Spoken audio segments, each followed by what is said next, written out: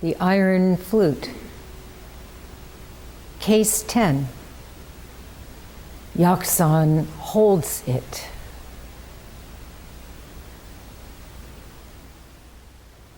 The governor of a state addressed Yakusan Igen, Chinese Weishan Weiyan. I understand that all Buddhists must possess Shila, keeping the precepts, jhana, meditation, and prajna, wisdom. Do you keep the precepts? Do you practice meditation? Have you attained wisdom? Yakusan answered, "This poor monk has no such junk around here." The governor said, "This must be a profound teaching, but I do not grasp it." Yakusan said, "If you want to grasp it, you must climb the highest mountain and sit on the summit. You must dive into the deepest sea and walk on the bottom. Since you cannot even enter your own bed without a burdened mind, how can you grasp and hold my Zen?" Yogin Senzaki's comment.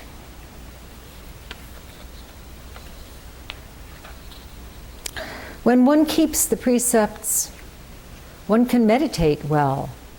When one's meditation matures, one attains wisdom. Since these three, Shila, Jhana, and Prajna, are interrelated and equally essential, no one of the three can be undertaken as an independent study. The governor was trying to understand the teaching as he might a civil service examination. He himself had often selected candidates who might be deficient in one quality, provided that they were strong in another. What foolish questions to ask Yakusan. If a monk is deficient in the precepts, he cannot accomplish his meditation. If his meditation is not complete, he never attains true wisdom. He cannot specialize in any one of the three. Today, there are Buddhist students who write books, but never practice Zazen or lead an ethical life. And Zen, quote, masters, unquote, who lack many of the simpler virtues. Even though they shave their heads, wear yellow robes, and recite the sutras, they never know the true meaning of Dharma. What can you do with these impostors? The governor could not understand Yakusan's steep Zen, but when he admitted it, Yakusan saw that there was hope for him and proceeded to give some instruction. Genro's comment. Yakusan uses the mountain and the sea as an illustration. If you cling to the summit or to the bottom, you'll create delusion. How can he hold it on the summit or on the bottom? The highest summit has no top to sit on. The greatest depth, no place to set foot. Even this statement does not express the truth. What to do?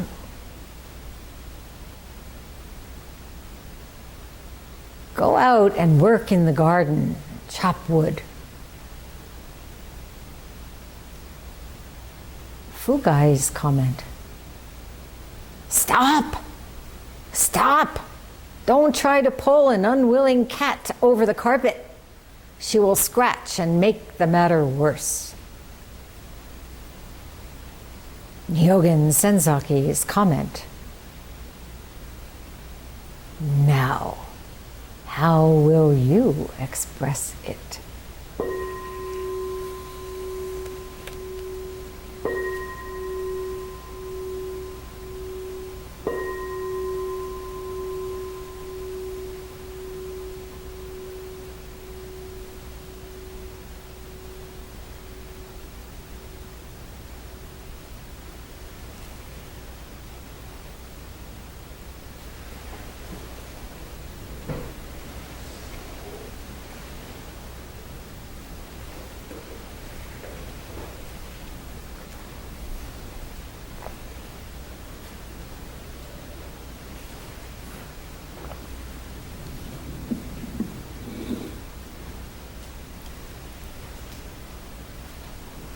Do you have the see?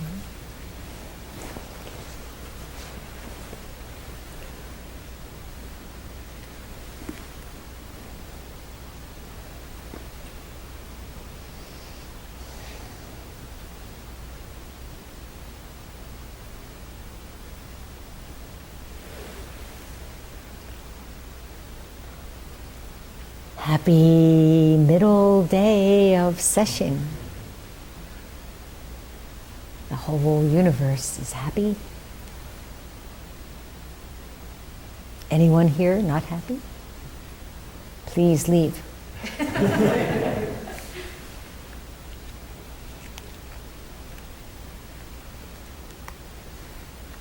After Jisho's really remarkable talk yesterday, I was reminded of a passage that I had written down in one of my old journals and managed to find it.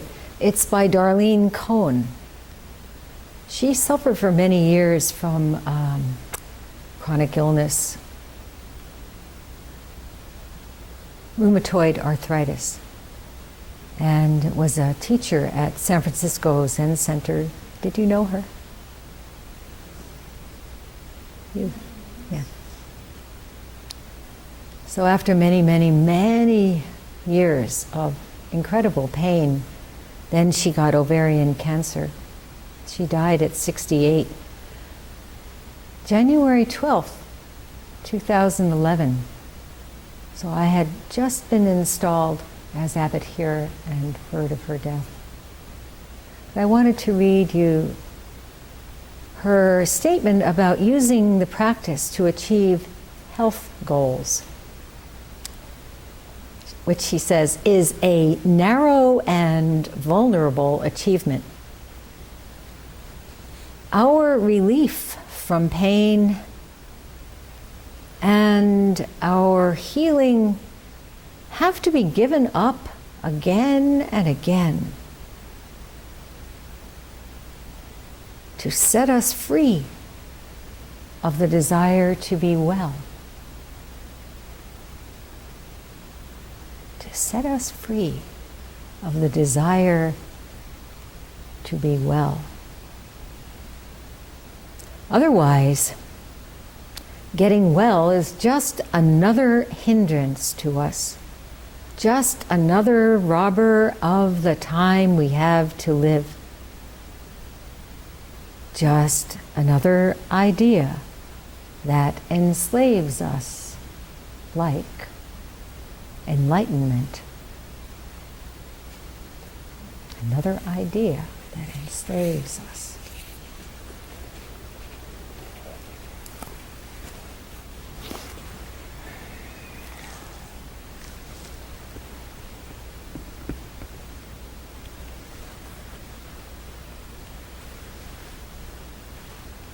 So there are a lot of ideas that enslave in today's case. Yakusan Igen lived from 751 to 834. He was the Dharma grandfather of Tozan Yokai, who with Sozan Honjaku founded the Soto school. He became a monk at the age of 17 and spent most of his young monastic training years studying Vinaya, the monastic discipline and regulations, and very deeply the sutras. And then he went to Master Sekito Kisen, who lived from 700 to 790. And he, Sekito, was the grandson of the sixth ancestor, Dharma grandson of the sixth ancestor. In other words, two removed from Wineng, Eno. So Yakusan went to see Sekito and said, I have a general understanding of the three vehicles. You all know what the three vehicles are. The yana,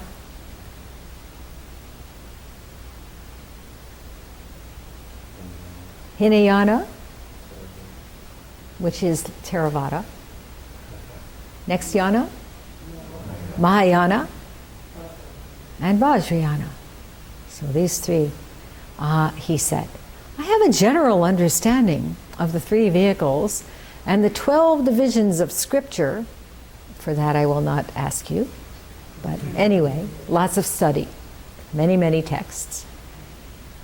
Now, I've come to you because I want to find out about the southern teaching of pointing directly at mind, seeing self-nature, and becoming a Buddha. A saying attributed to Bodhidharma, Southern school. And he said, truly, I'm not clear about this teaching. And I ask for the Master's compassionate instruction. What is this pointing directly at mind? What is mind? What is self-nature? What can you say about it? Give me some instruction. I'm not clear about how to attain Buddhahood. Where do I start? Sekito said, you can't attain it in this way. You can't attain it not this way. Trying to attain it this way or not this way, it can't be attained. So, what will you do? This is where we all find ourselves, right? What will we do? It's really a wonderful approximation of where we're at.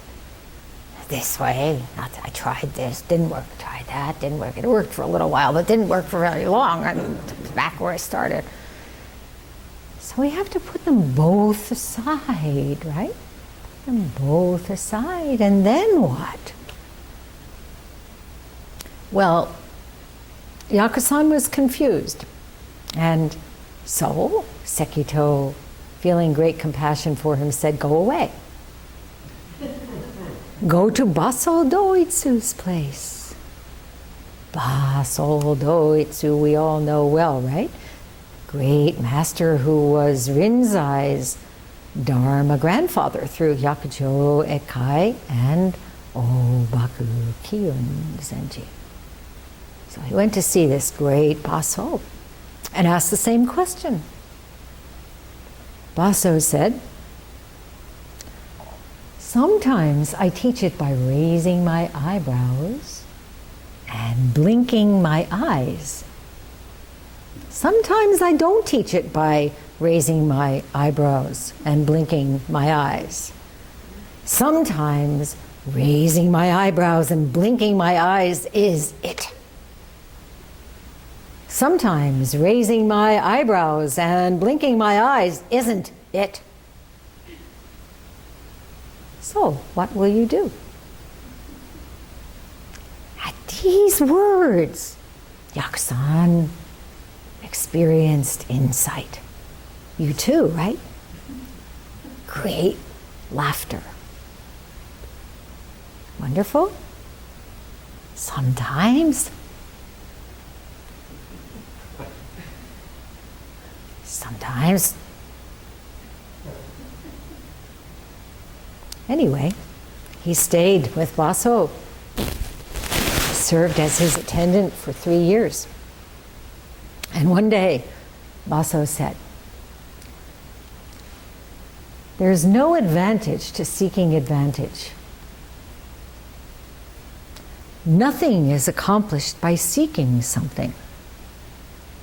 You should go on a journey and not remain in this place."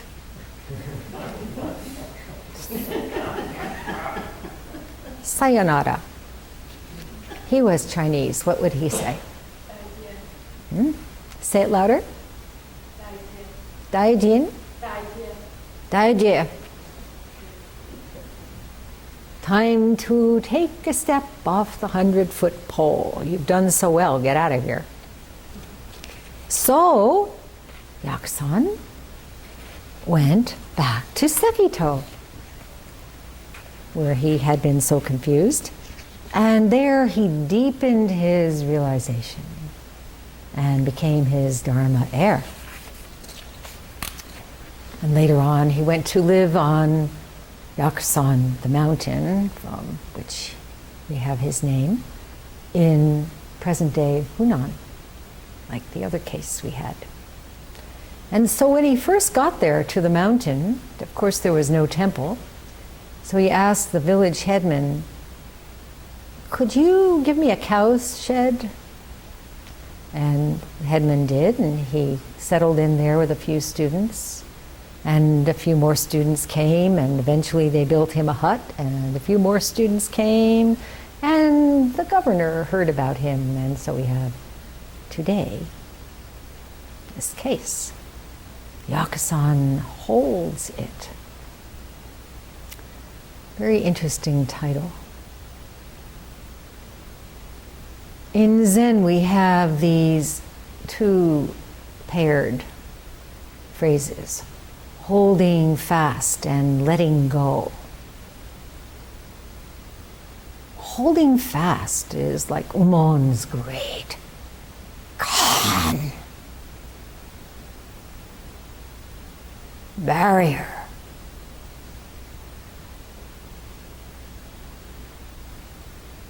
The unconditional, inconceivable, unsurpassable, absolute.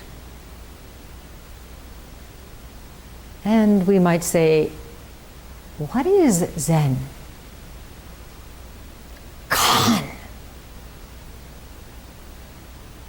It's not about parceling out little homilies, little affirmations,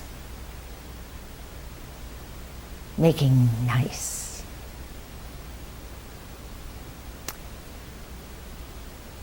So we have this holding fast, and letting go is a way of giving instruction.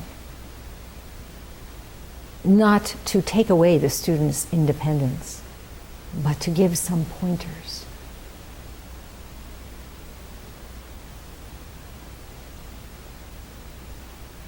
There's another way to see this. Yakusan holds it.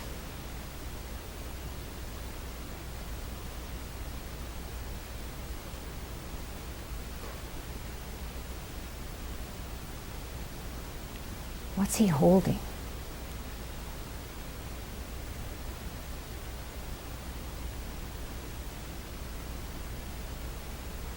Is there anything or anyone that is not being held?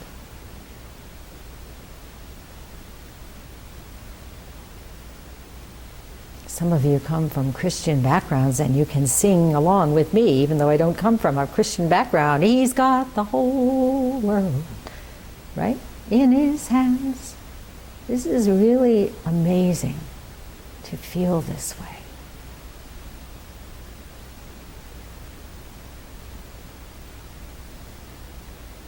To hold it, to be held, one and the same. And this is trust. And it takes a long time, I think, to feel trust. Everybody comes from various experiences long ago, perhaps, more recent, perhaps, where trust has been betrayed. Sometimes over and over and over until feeling held is nothing but frightening. Giving over to being held is almost impossible. And so we sit and sit, and deeply look, deeply examine. What are these?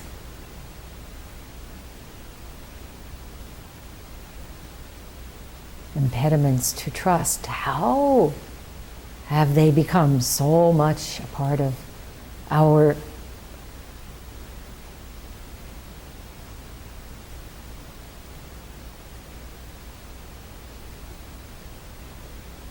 what we call ourselves, our identities, that we don't even realize they're there? How can we work on them if we don't know they're there? And this is what Zen practice is all about. We give each other this holding by sitting together. We create this atmosphere of trust. It comes from deep within us as we learn that this is truly a safe place. It hasn't always been so. That too must be acknowledged. But this is our work. Individually and collectively.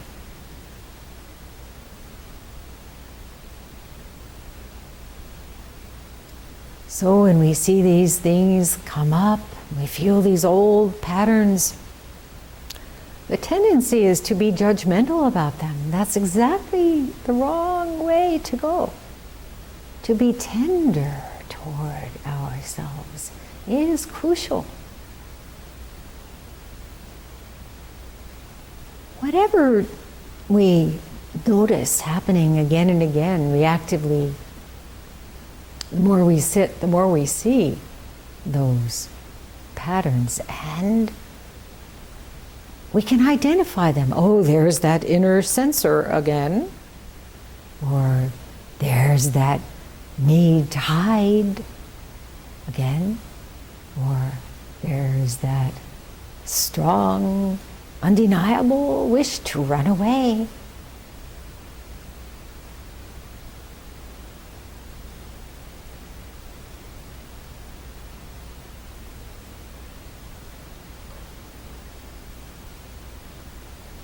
Anyway, the governor in today's case was Prefect Riko. So he came to pay his respects to this place on the mountain. He went to Yakusan's room. And there was Yakusan holding a volume of sutras. He didn't look up. Not interested in protocol. No interest in observing rank. Baso's no advantage in seeking advantage had struck deep. Nothing accomplished by seeking something. Just immersed in this volume. Inji said, The prefect is here to see you.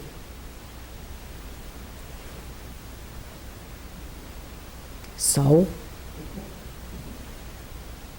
then Prefect Ko, who must have had perhaps a little taking offense happening, said, "To hear the name is better than to see the face." This is one part of a couplet. To see the face is better than to hear the name. But he said, to hear the name, okay, you have this great fame as a Zen master, and now I see your face, and I'm like, okay, I don't know what they were all talking about. I thought you were somebody worth seeing. Of course, his pride had been hurt without this proper protocol being observed, right? Yakusan said, "How dare you esteem the ear and scorn the eye?" Name, face, hear the name, see the face. At that, Ko put his hands together and offered an apology. Suddenly the high was brought low. The heart, suddenly, little crack open. So then he asked, "What is the Tao? What is the way?" Yakusan pointed above and below. "Do you understand?" he asked. "No, I don't," Ko said. Yakusan said, "The clouds are in the heaven, the water is in the jar." Do you understand?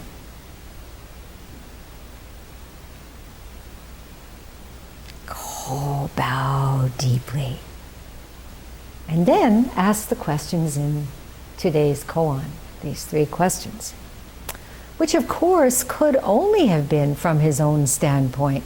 You know, Nyogen Senzaki takes him to task. Probably we do too, but really, here he is. He's a governor.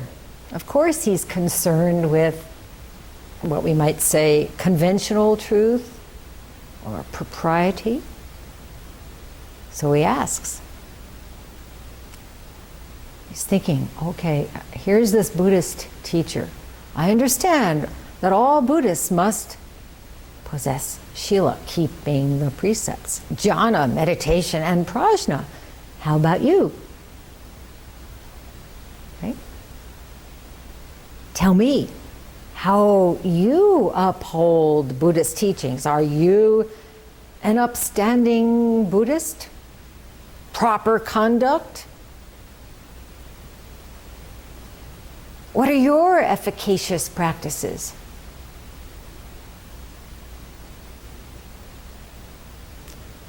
But at this point in Yakusan's life,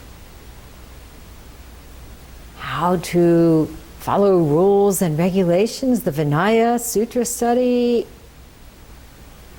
long gone. Still holding this book of sutras, but in a very different way from the way he had started out. Long past any formula. Remember this wonderful passage in the Diamond Sutra. Subhuti. There is no formula for supreme enlightenment.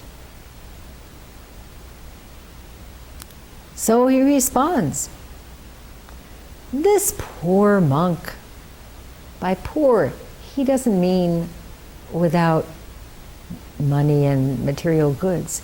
It means this poor, not very good, this not very good monk. Oh, do you keep the precepts? Do you do meditation? Have you attained wisdom? Are you a good monk? No. This poor monk has no such junk around here.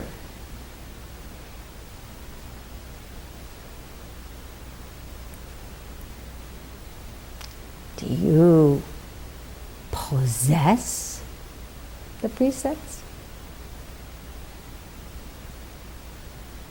Do you keep the precepts? Do you practice meditation? Have you attained wisdom? All these words. And he says, this poor monk, I possess nothing. Of course, he's coming from fundamental perspective. There are no precepts to keep. There is no meditation to practice. There is no wisdom to attain.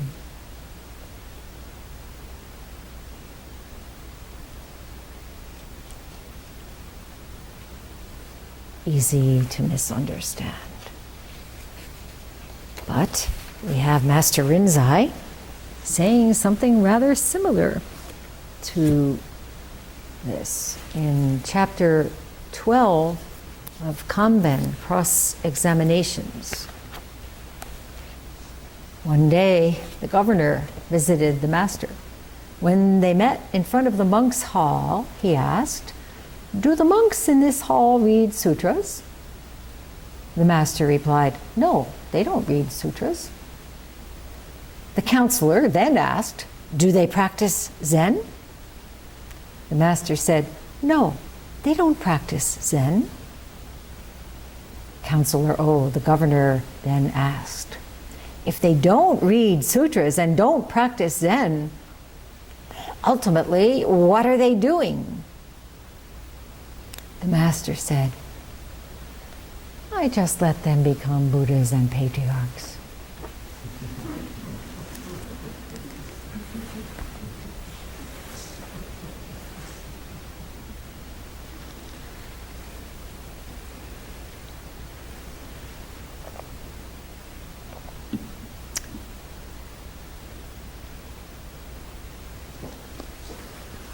Just. What about here? What about at DBZ?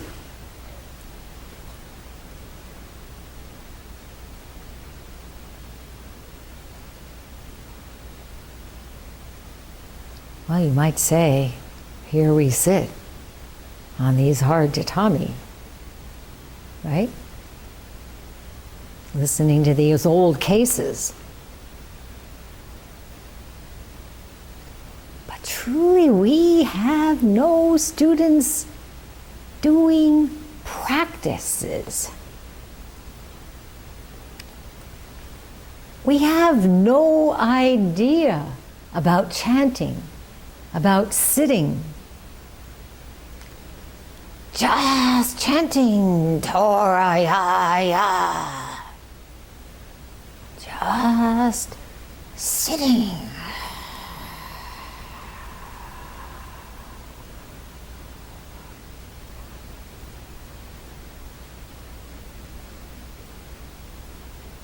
You know what happens when you make it into a practice? You hear yourself evaluating, well, I had a good sitting last time. This is not really a good sitting anymore. I don't know what's wrong with me, but it's not going so well.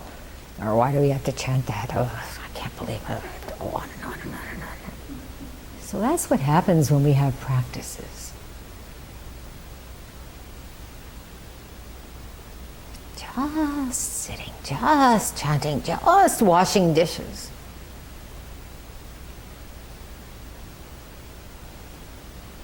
One with this. Always new, always fresh. Never stale. No idea of doing as such. We can't speak of it. We can't brandish it aloft like a banner. Nothing to carry around. No such junk. What are students here becoming? I'll give you a hint.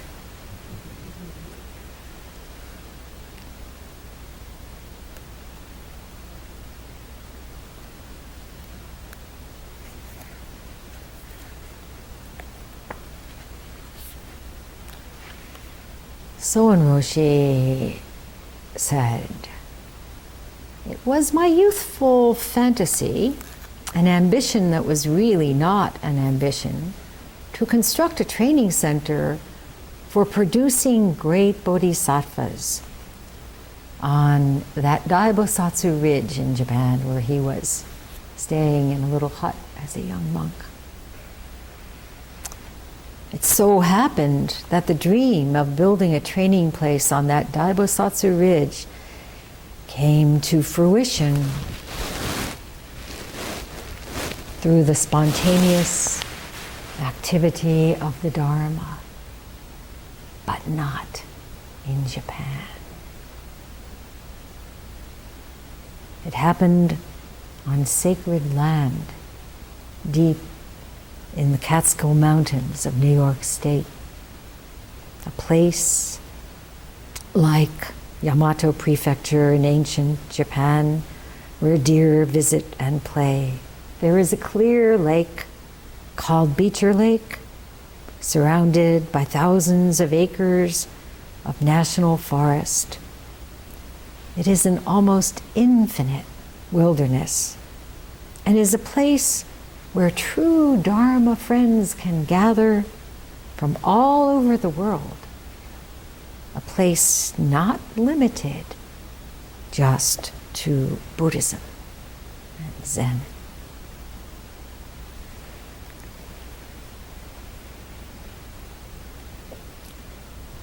So that's what we're doing.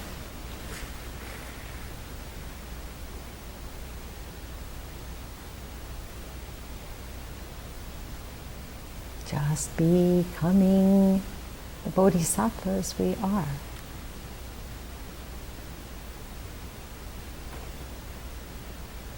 So Yakusan, holding fast, not concerned with making things accessible to the governor, not adding anything, not taking anything away, but rather taking away everything, not taking anything, right?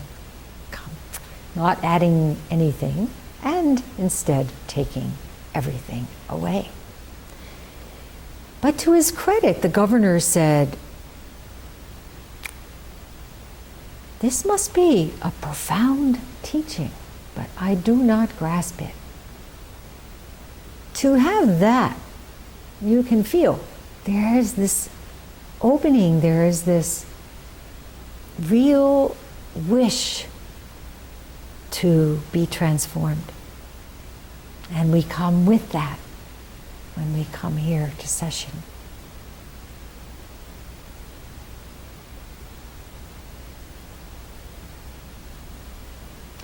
Yakusan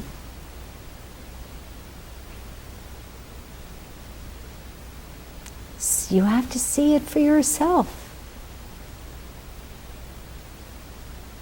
If you want to grasp it, climb to the top of the highest mountain.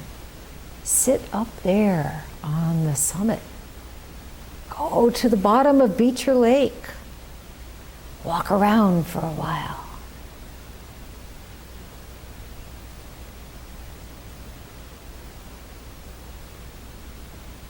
But, he says, since you cannot even enter your own bed without a burdened mind, how can you grasp and hold my Zen? All of us have experienced what it's like to get into bed ready to sleep and not be able to, right? Burdened mind. Little by little, even though we may feel that way when we arrive, sesshin has a way of just clearing those burdens away. Noticing how all those camouflages, those heavy camouflages that we came with, just seem to no longer be needed. Those protective wrappers drop off. If thoughts come, we can see them and notice that they're really not necessary, right? Constant comment, this and that, and then see them. Oh, just thoughts, no problem. Drop away and return to the breath. And it's happening all by itself. Even if you strive really hard not to do zazen while you're sitting. Isn't it amazing? In fact, striving hard to do zazen may be quite a bad thing to do. Producing, yet again, impediments in the mind. Don't tell the Jikijitsu I said that. But once in a while you may need a little nap. Don't tell him that either. What's wrong? Take a nap. He'll shout at you, so what? It's nothing to be worried about. That's the point. You're not doing this for someone else, right? Oh, how do I look? Is he going to think I'm dozing? I'm not dozing. Of course, it helps us to be awake. That's kind of why we're here, right? Wake up. But don't do it for someone else. Find your own way. That's what this is all about. Don't be a good girl. Don't be a good boy. How many years have you been trying? It doesn't work.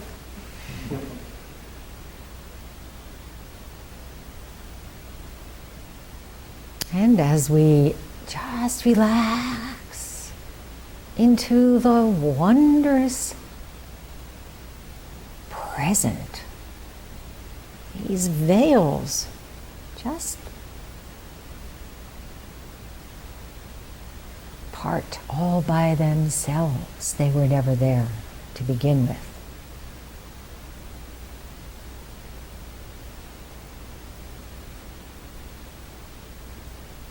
By that I simply mean they don't have any inherent reality. Nothing does.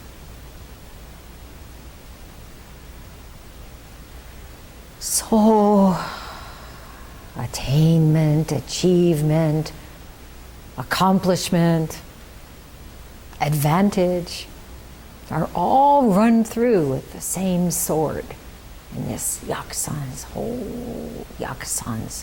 holding it.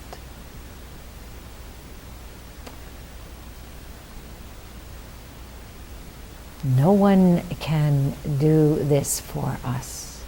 Bodhidharma gave us good advice. He said, make your mind like an iron wall.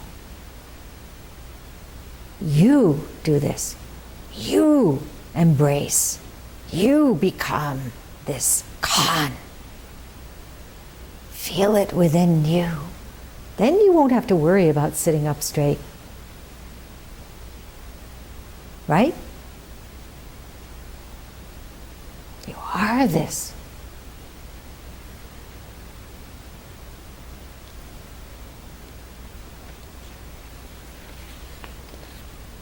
Then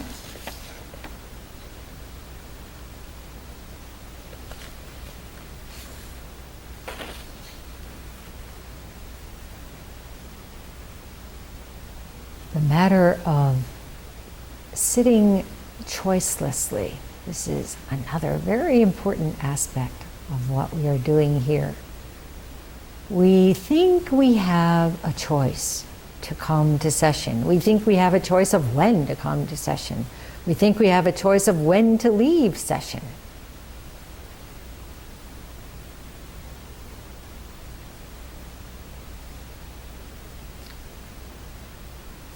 throw your choices away. As Jisho said, we never know what's next. Just trust in what's next. Don't try to manipulate your life. And then, with this trust causes wonderful word, joy density. Or, more traditionally, it is one of the three bodies of the Buddha. Sambhogakaya. We have Nirmanakaya, Sambhogakaya, and Dharmakaya. This Sambhogakaya, Eswaran in his introduction to chapter 14 of the Dhammapada, says this is, literally it means, the body of intense joy. Body of bliss. And bliss refers to the experience that when Dharma is fully realized and assimilated into daily action, the mind is flooded with joy.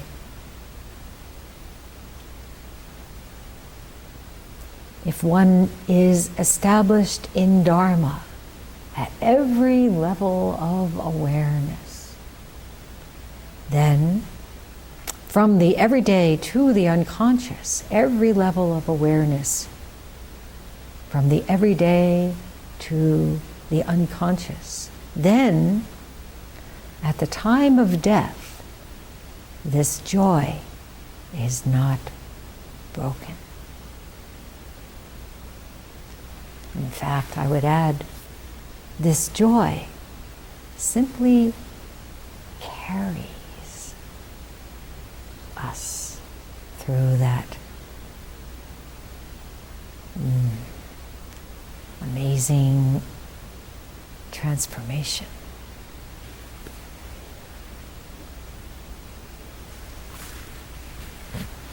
Well, Yakusan was about to die, and he called out, "The Dharma Hall is falling down! The Dharma Hall is falling down!" And all the monks rushed to hold up the pillars.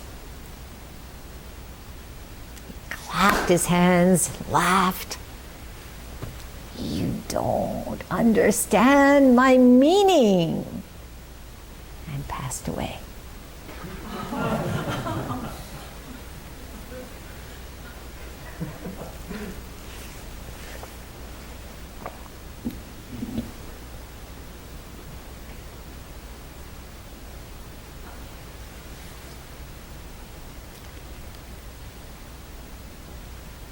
I think I read Nyogen Senzaki's comment. I don't need to read it again. It was quite wonderful and funny and self-explanatory. Same with Genro's. And Fugai's pulling a cat across the carpet with his teachings that were somehow not quite penetrating.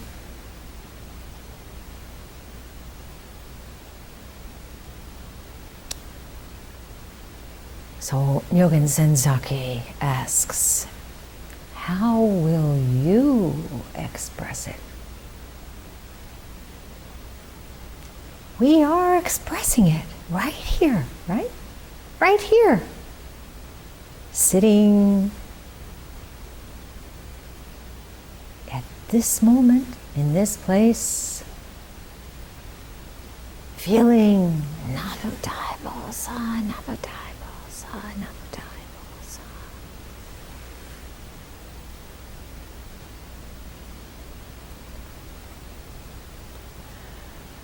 There was a Tibetan story that I wanted to share with you about someone named Asanga.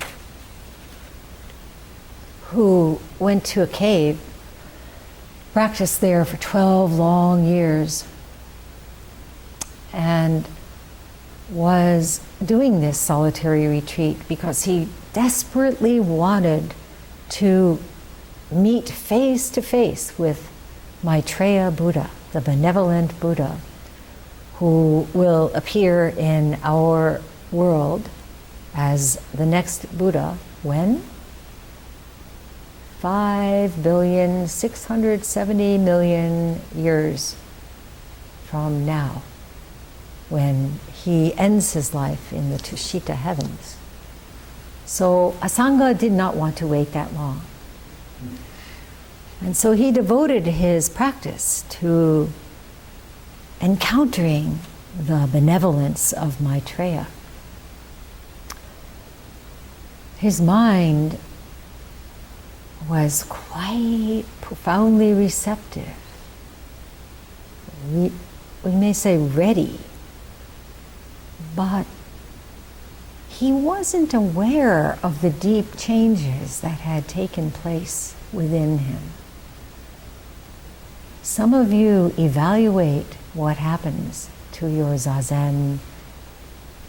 One day is good, the next day is bad, this time, that time. Don't. Be unaware of the changes that are taking place within you. Just keep sitting stupidly as possible. And so he saw himself as a failure.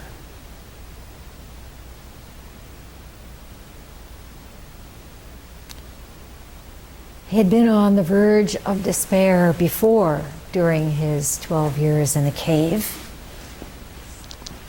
But finally, he thought, I just have to give up.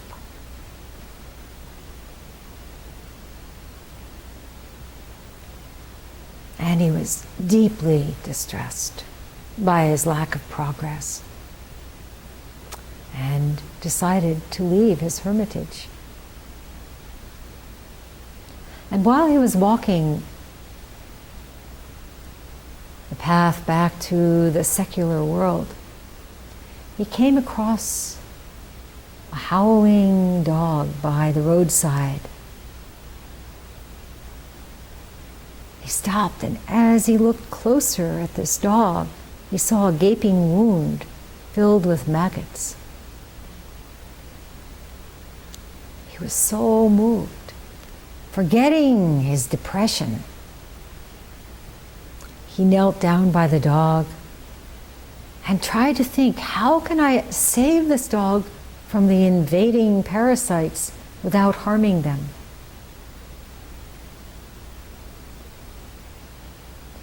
And without depriving them of their necessary sustenance. So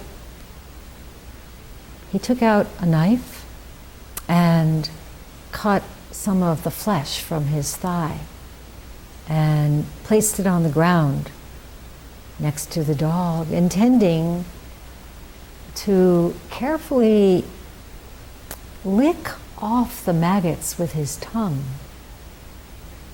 and then transport them safely to this piece of flesh.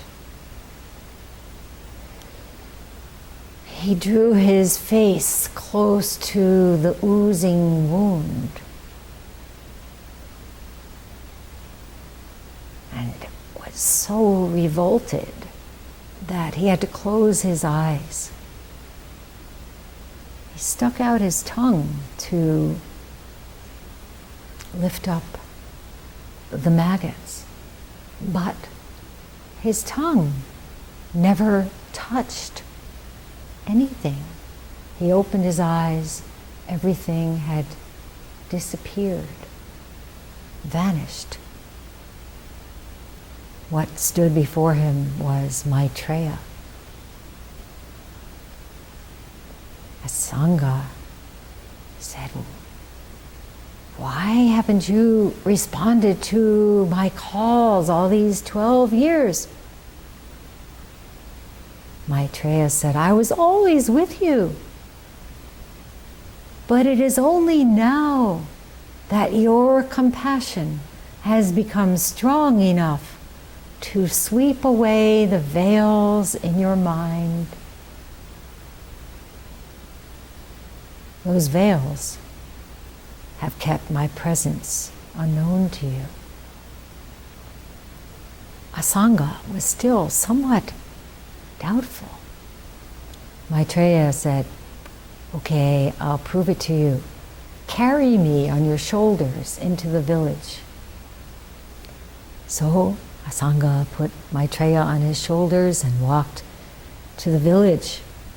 And the villagers looked at him and they said, why are you carrying that diseased old mongrel full of maggots?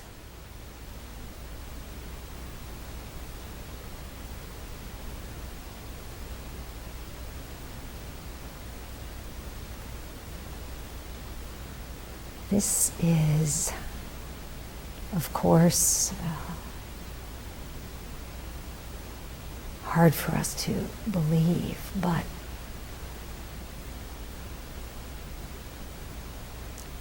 in one way or another, we are called to this kind of act.